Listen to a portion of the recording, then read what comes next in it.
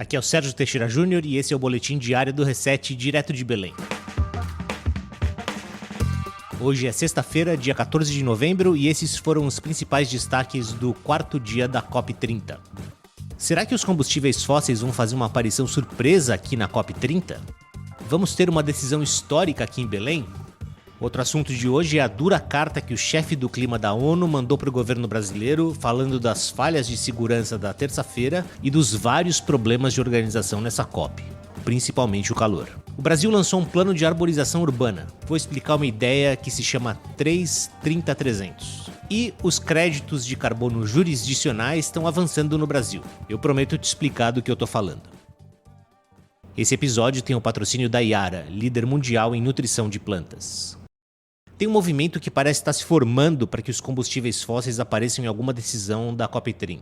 Eles, obviamente, são os grandes responsáveis pela crise do clima, mas em mais de 30 anos de negociações, só foram mencionados uma vez em um documento oficial. Foi na COP de Dubai, 2 anos atrás. No discurso que o presidente Luiz Inácio Lula da Silva fez na abertura da cúpula dos líderes, ele mandou um sinal político e deu um mandato para que a presidência brasileira da COP entrasse em ação. Só que os diplomatas brasileiros não têm o poder de colocar ou tirar nada da agenda, muito menos escrever os textos que vão ser adotados aqui em Belém. O que está acontecendo agora é uma mobilização de alguns países para tentar avançar em relação a uma frase que estava na decisão de Dubai e que ficou célebre, pelo menos no mundo das pessoas que acompanham esse assunto das negociações climáticas. Essa frase diz o seguinte: precisamos fazer uma transição que se afaste dos combustíveis fósseis de forma ordenada, equitativa e justa. Ainda é cedo para saber o que vai acontecer. Posso te dizer que tem um burburinho se ouvindo nos corredores sobre a criação de um mapa do caminho para que o mundo se livre da dependência dos combustíveis fósseis. Mapa do caminho foi o termo que o Lula usou no discurso e é um termo que está aparecendo bastante nessa COP. O que isso significa na prática, a gente vai descobrir nos próximos dias. Não perca as cenas dos próximos capítulos. Outro assunto importante dessa quinta-feira foi a carta enviada pelo secretário executivo da Convenção do Clima, o Simon Stiell, com críticas duras à organização da COP30. O primeiro ponto que ele menciona, e de longe o mais grave, é a invasão que aconteceu na noite da terça-feira. Alguns manifestantes que estavam participando de uma marcha pacífica conseguiram entrar no espaço da Zona Azul, que é onde acontecem os eventos oficiais da COP, onde acontecem as negociações, onde estão os jornalistas e todos os delegados. Eu vou ler alguns trechinhos da carta. Os manifestantes se desviaram da rota de marcha aprovada e prosseguiram sem impedimentos até a inviolável Zona Azul, sob a complacência das autoridades brasileiras que não agiram ou aplicaram o plano de segurança acordado. Isso representa uma séria violação da estrutura de segurança estabelecida e levanta preocupações significativas em relação ao cumprimento das obrigações de segurança do país anfitrião. Em outro trecho, ele aponta o problema do ar-condicionado e do calor, e a gente já falou disso aqui no boletim.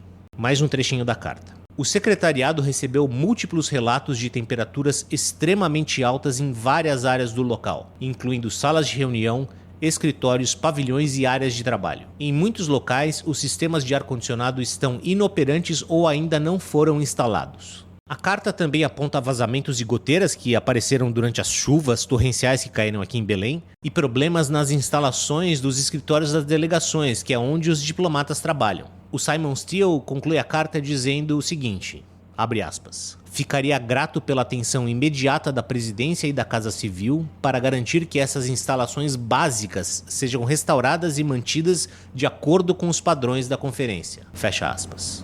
Numa entrevista coletiva que o presidente da COP30, o André Corrêa do Lago, deu na noite da quinta-feira, ele disse que a UNFCCC, que é a Convenção do Clima, já está satisfeita com o aumento da segurança. Sobre calor, ele disse meio sorrindo que a gente tem que concordar que o ar-condicionado estava muito melhor nessa quinta. Estou aqui com o Eduardo Laviano, repórter do Reset. Hoje ele foi no lançamento do Planal, com U no final. Eduardo, conta pra gente o que é o Planal e do que ele trata. Então, Sérgio, Planal é a sigla para Plano Nacional de Arborização Urbana. E é um plano aí que o Ministério do Meio Ambiente lançou com foco em aumentar as áreas verdes nas grandes cidades. Esse é um tema bacana porque quando a gente fala de meio ambiente, geralmente a gente pensa só na floresta, mas as mudanças climáticas também atingem os grandes centros urbanos, né? Eu conversei com a Marília Israel, que é do ICLEI, que é a sigla em inglês para uma entidade que chama Governos Locais pela Sustentabilidade, que reúne as prefeituras, governos regionais para falar de sustentabilidade.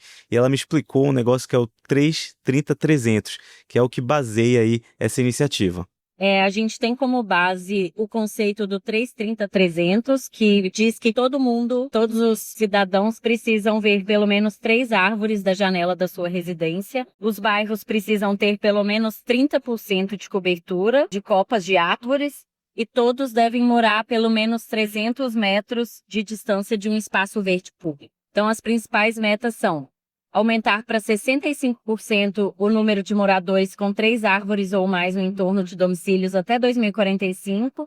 A meta 2, a gente fala sobre ampliar 3.600 mil hectares de cobertura vegetal nos setores censitários também até 2045. E a terceira meta é atingir 100% dos municípios com instrumentos de planejamento para arborização urbana até 2045. Para finalizar, eu vou falar rapidamente de créditos de carbono jurisdicionais. Goiás e Mato Grosso assinaram cartas de intenções com a LIF, que é uma coalizão que reúne grandes empresas que compram esses créditos. As cartas de intenção significam que eles vão começar a negociar. Os créditos de carbono jurisdicionais são um sistema em que as jurisdições, nesse caso os estados, comprovam que o desmatamento está caindo e então podem gerar créditos que podem ser vendidos. A ideia é usar esse dinheiro para reforçar as políticas públicas que controlam o desmatamento e também pode ser repassado para as populações que ajudam na preservação das florestas. O Eduardo Laviano conversou com a Andréa Azevedo, que é a responsável pela coalizão LIF aqui no Brasil. Vamos ouvir o que ela disse. Mato Grosso já é um estado mais maduro nesse processo de rede jurisdicional. Ele recebeu 2 financiamentos do REM, que significa Hedge Early Movers, que é um programa baseado em performance e resultados, mas de doação do governo da Alemanha e do governo de UK. E o que isso significa? Significa que quando o LIF chega, você aumenta a escala. Por quê? Porque você tem, além dos países, você tem empresas privadas. Então, o que a gente faz é criar uma atratividade para o Estado ser recompensado pela redução das suas emissões via desmatamento e via degradação, basicamente fogo em floresta. Então, quando o Estado diminui isso, ele recebe um pagamento. Os 2 estados têm em comum, são estados do agro que estão produzindo, mas estão se comprometendo a reduzir suas emissões para a redução do desmatamento, e esse é o lugar ideal que a gente quer chegar. A gente quer desenvolvimento, produção, a gente quer isso de forma sustentável, sem desmatamento, né, sem degradação, sem fogo. O objetivo do rede jurisdicional é esse. É estimular a mudança de prática. E a gente tem que ir onde as coisas estão acontecendo, onde tem desmatamento acontecendo, porque isso tem uma mudança no mindset de todos os envolvidos, né? E aí a gente consegue gerar esse estímulo. É isso por hoje. Amanhã a gente volta com mais um boletim da COP direto aqui de Belém, produzido pela equipe do Reset. Até lá. Esse boletim diário é uma edição especial do Carbono Zero e é produzido pela equipe do Reset. Acesse o nosso site www.capitalreset.com. Reset é R-E-S-E-T. A Vanessa Haddad é a publisher do Reset. Eu, Sérgio Teixeira Júnior, sou o editor. A Thaís Fôlego é a editora assistente. O Eduardo Laviano e a Clarissa Freiberger são os repórteres. A Ana Paula Alfano é editora de conteúdos de marca e a Letícia Frazão é líder de marketing e experiência do cliente. A arte é do Rogério Testa e a edição do podcast é do Rafael Lana. A gente se vê de novo amanhã.